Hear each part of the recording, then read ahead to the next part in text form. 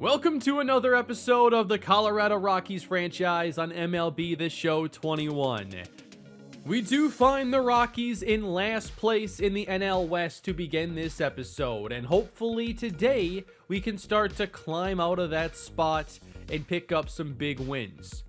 We're also approaching the MLB draft, and I'll be going through a bunch of the prospects at the end of today's video. But we're now between 40 and 50 games into the season. We have a pretty good idea of who's playing well to start the year and who isn't, and it's time to start making a few changes. Johnny Schaefer still is not hitting right-handed pitching very well, and he's no longer going to be starting against right-handed pitchers. I saw a lot of feedback on the last episode to just send Schaefer down, and we're probably getting close to that point. I did record this episode before seeing all that feedback, but he's hitting lefties so much better, and he's been legitimately good against lefties. But we have some games to start the episode against the LA Dodgers, a team that's way out in front in first place, 36-12. And we're going to start things off here with Ty France, who still leads the team in home runs, 12 on the season. That's 5th in the National League. And this comes after he hit 16 all of last year with us, and he played 150 games. Here in the second inning, 0-2 pitch from Tony Gonsolin, driven deep to left field, and Ty France makes it 13 home runs on the season. And that right there, by the way, was an 0-2 contact swing. I wasn't trying to do too much there, but it was a perfect swing. Breaking ball on the inner third, and France's hot start just continues, and the Rockies take the lead. Later in the game, same score, 2-1 Colorado, a runner on second. This time around, it's a 2-0 count in France's favor, and this is lined to right center field, and down for a hit. That brings home another run for Colorado, second run batted in for Ty France. Another good game for him, and now the Rockies trying to put this game away. Max Muncy at the plate, hitting it right to France to end the 8th inning. We end up with a save opportunity, and Taylor Rogers has been really good this year. 12 of 13 opportunities. Could be on his way to another All-Star game. And Rogers kicks off his appearance, picking up a pair of strikeouts. Off the bench, Ivan Herrera with a ground ball hit to short. Turner to France, and the Rockies take one in Los Angeles behind a solid start from Andrew Heaney, and we're hoping to see him bounce back from some rough outings to start the season. Tony Gonsolin had a really good outing, but nice to take a game like this from LA. And we'll go into the second of this two-game series, and in this one, I wanted to talk a bit more about Trey Turner, because he's actually played fairly well this year, and his first month was better than May, but he's still been effective. I probably should look at moving France above him in the order just because he's been supplying all that power in the 6th spot. But Trey Turner has been reaching base far more often this year. He does it here in the 5th. Good battle, he gets the single, and Ty France is at the plate. Rockies trying to take this lead. Turner takes off. It's fly to right. In comes Betts, and this is just too easy. That's the risk you take there with these hit and runs. And the Dodgers pick up the double play and later increase their lead. 9th inning, and Brusdar Graterol is in, looking for the save. Runner on second. And Turner waves again at the slider. Comes up empty. Graterol's got really good stuff. He's not fun to face. I think I'd rather face Kenley Jansen, but he's no longer on the team. Graterol covers to close out the game, and it is a split. This was, I think, the first series we've played against the Dodgers this year. Most of our series are later in the year, and we'll certainly talk about those.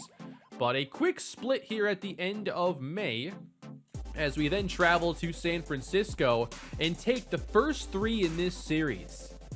But then in the last game, we lose the game and Andrew Heaney to a torn ACL. All of a sudden, a season-ending injury for a team who's already had some inconsistency pitching, Heaney's been really solid the first 2 years in Colorado. And now, we suddenly have a hole in the middle of our starting rotation. We already decided that Touki Toussaint was not part of the answer for us this year. We traded him last episode.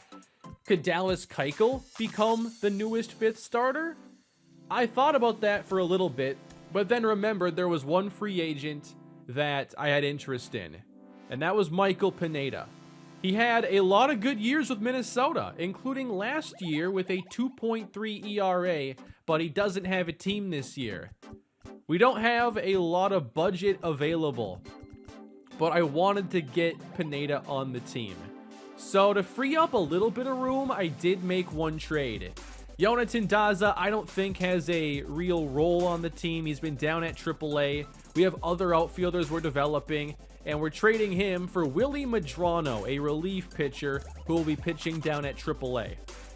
There were some other starters to consider here. Chris Archer, a 39-year-old Max Scherzer who's been regressing, and also Yusei Kikuchi, who I wanted to sign actually a couple of years ago, but he ended up going to Minnesota instead. I just think Pineda is the best fit, and I still have hope this can become a playoff team. He does take a 1-year offer worth $5.1 million, and he's going to be making his first start for us very soon against the Milwaukee Brewers. That could be next episode. We'll see. I do know the draft is going to be next episode. Quick 2-game series in Seattle, and we dropped the first game. And in the second, we had so many pitchers with max energy, I decided to give Luis Severino this start.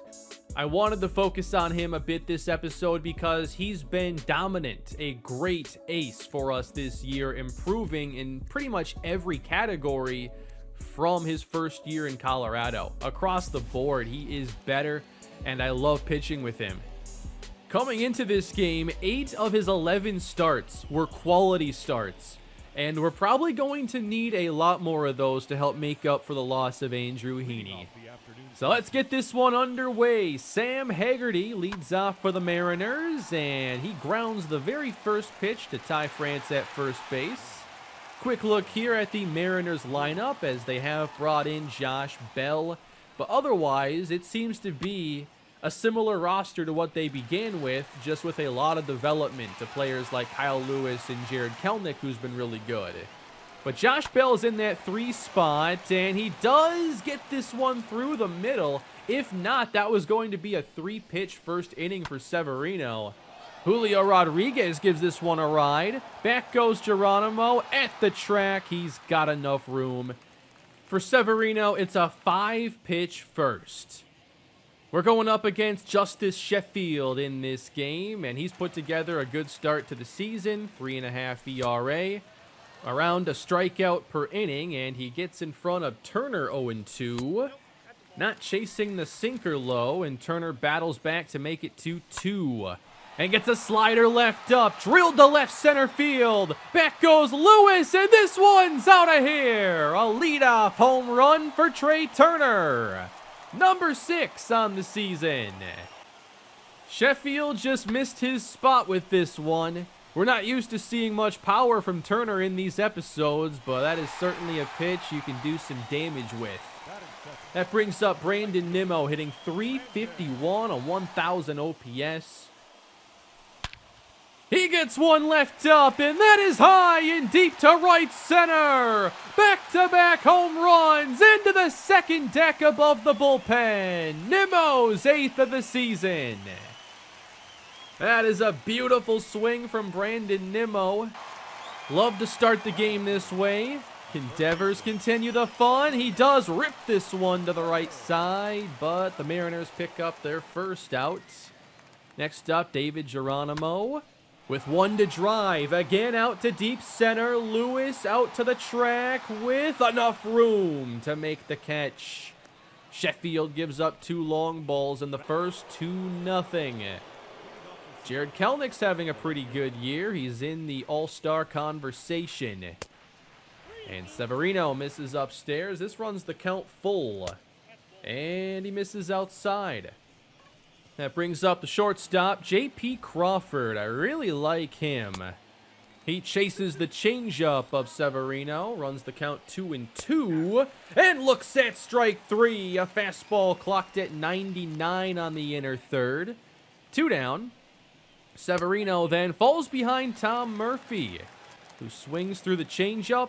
Payoff pitch, swung on, and again back to the changeup. Severino picks up a couple strikeouts, and we go bottom 2. Connor Joe getting the start in this one. Day off for Brian Reynolds. Sheffield nails the corner with his first pitch and again goes low and away. 1-2. Sheffield puts away Connor Joe. What can you do with those pitches? A perfect at-bat for Justice Sheffield, but then he leaves one up again, and Luis Severino takes advantage. It's a 2-out single. Back to the top of the order, Trey Turner. Right back up the middle and through. 2 straight singles and a chance for Brandon Nimmo to do some damage. Here's the 0-1. Pulled in the air to right field, but doesn't have the carry this time, and Rodriguez puts it away. Nothing there for Colorado, but good to see us a lot more active early in these games. In the 3rd inning, that does not get the call. This inning begins with a walk and then a drive from Kyle Lewis. Back goes Joe, and this is gone to tie the game. Lewis with his 7th of the year, traveling 444 feet. Just didn't keep that ball down as much as I was hoping, and this game is tied. Bottom 3. Rafael Devers up again, gets a slider left up, hammered to center and right at Kyle Lewis. But Sheffield clearly doesn't have the best control of some of his secondary pitches here. Gets away with it here in the 3rd. They're both hit right at Kyle Lewis. We head to the 4th. J.P. Crawford again at the plate, and Severino gets ahead. Struck him out with the slider below the knees. Still tied at 2 as we go bottom 4, and it's Johnny Schaefer. He does still play against lefties and drills the slider to left center field. Extra bases for the rookie. Into second to lead off the inning. That brings up Connor Joe. He gets a slider left up, but he's a little out in front, and that's well foul. The 2-2 misses low, and Joe runs this count full. Oh, he tried to hold back, but he did go around. Could not check his swing. Big strikeout for Sheffield. Now Solak, he grounds it to short, and Schaefer has to stay put. That means it's all up to Luis Severino, and we're not taking him out of the game here. Slider clips the outside. And this slider misses inside. 3-2, Turner on deck. Cold strike 3, gotta swing at that one. Was really hoping to just get a walk in that appearance. So it's still tied as we head into the 5th, and Tom Murphy doesn't like this one. Clearly a strike though, even though he missed his spot. Next, it's Sheffield, and he will send this into center. And it's misjudged by Joe, and it's going to roll a long way. All the way to the center field fence, and Sheffield is into 3rd. Just misjudged that initially, and it's so hard to, correct course after a bad first step on these fly balls. Obviously, that's easy there for a sacrifice fly, and the Mariners take the lead.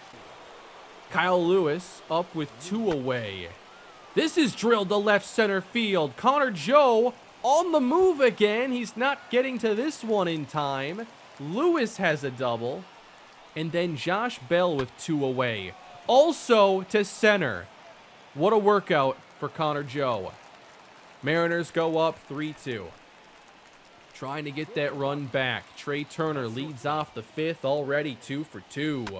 Breaking ball left up and line to center. Base hit Turner, a 3-hit day. 2-0 count here to Brandon Nimmo. There goes Trey. Swung on and missed as Turner takes second. Now Nimmo trying to bring him home. It's a ground ball to first. Turner up to third, 1 away. And Rafael Devers up with a 3-1 count. And Sheffield pitches around him to bring the double play into the equation. Here's David Geronimo. And that changeup will get strike 2. This count runs full. And then Geronimo looks at strike 3. Same pitch I looked at with Severino. Can't believe it. Next up, France, a little out in front. He got the meatball over the middle. 3-2 on the inside corner, and Sheffield gets out of the inning with back-to-back strikeouts. And we head into the 6th. 2 down, 2-0 count, and Dylan Moore hits one past first. I took a bad angle there again, and that turns a single into a double. Severino trying to finish the inning, but clearly running out of gas. It's past Schaefer. And now Moore at third. Fouled off the slider. 3-2 from Severino. Got him with the changeup. And that is the 9th quality start in 12 tries for Luis Severino. To the 6th inning, Mariners go to their bullpen, and that is a called third strike on Johnny Schaefer.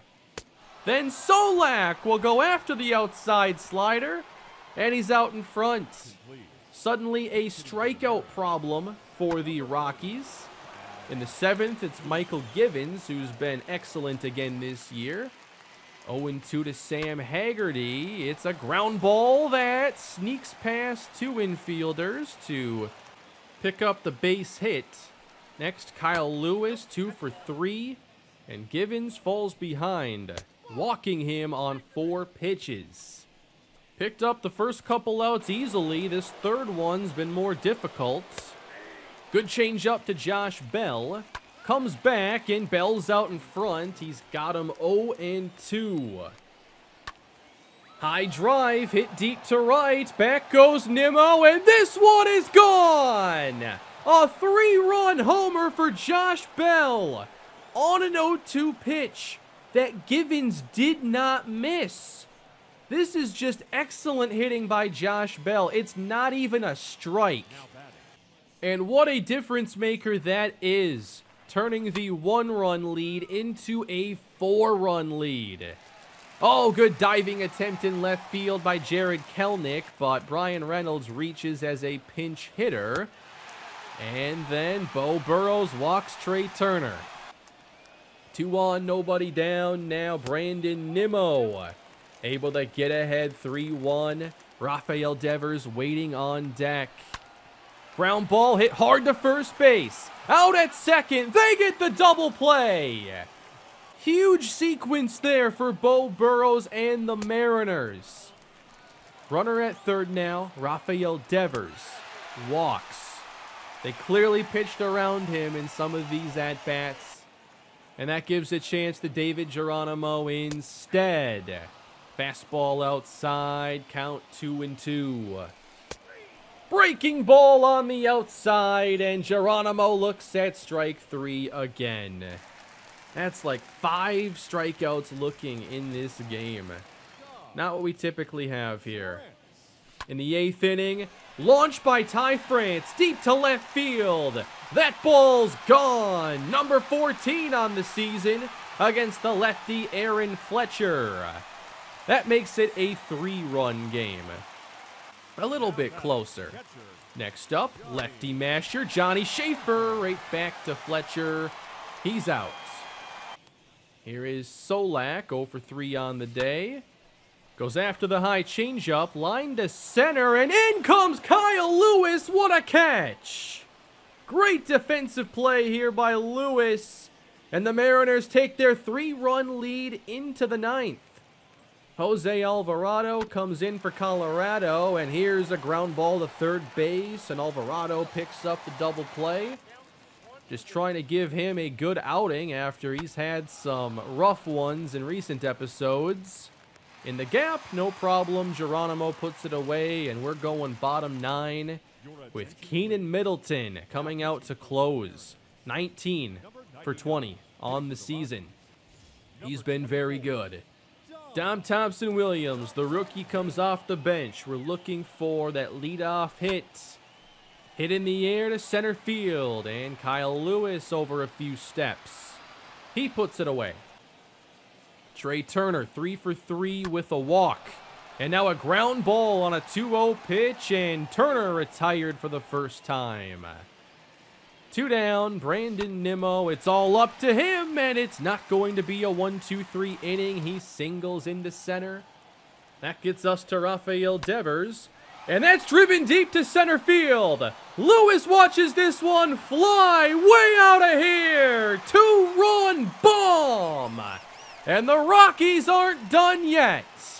479 feet. How many episodes in a row has Devers gone deep? It's suddenly a 1-run game. David Geronimo, 0 for 4 on the day, but one more chance. Swung behind the fastball at 97, Middleton ahead 1-2.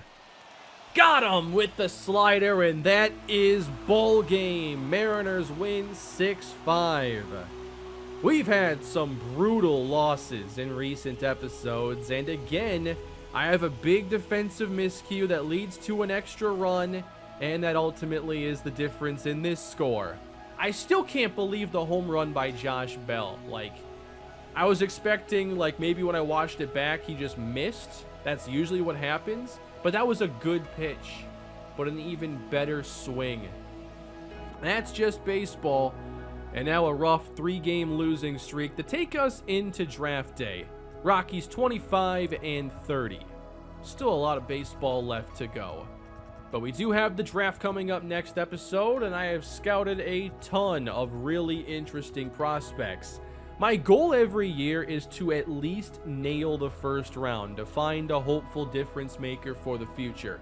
I hope that I've scouted enough of those high-rated players, because I know a lot of these are probably going to be gone by the time we're on the clock. We're not picking as high as we're used to in this series.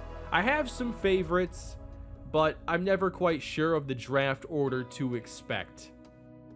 Manuel Estrella is one of the more well-rounded prospects. He's only 20 years old. Jarrett Ziegler, really good hitting prospect. 60s for contact, 70s for power. Dan Glenn's probably my #1 player, which means he'll probably go in the top 5.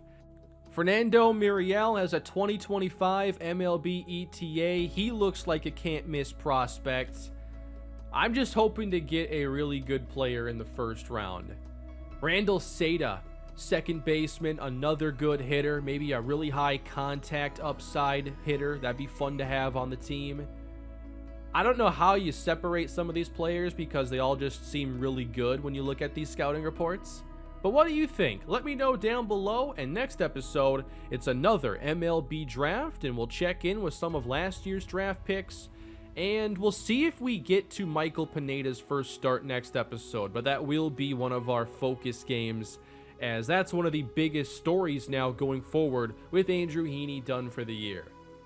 Thank you all for watching today's episode. Hope you've enjoyed the videos this week. Please leave a like, subscribe, and have a great weekend.